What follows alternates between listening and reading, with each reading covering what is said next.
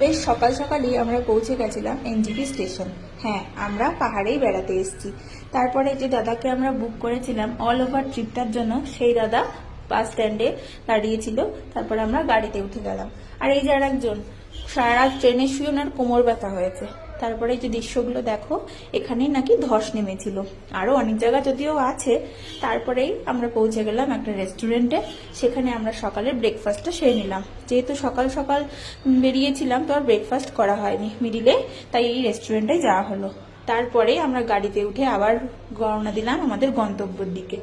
তারপরে কিছুটা রাস্তা আবার গিয়ে আমরা একটু গাড়িটা থামিয়ে কিছুটা রাস্তা আবার দেখে নিলাম। এখানে কিছু পাহাড়ি ফুল ছিল, সেগুলো দেখতে খুবই সুন্দর লাগছিল। তাই গাড়ি থেকে নেমে অগত্যা একটু ভিডিও করা।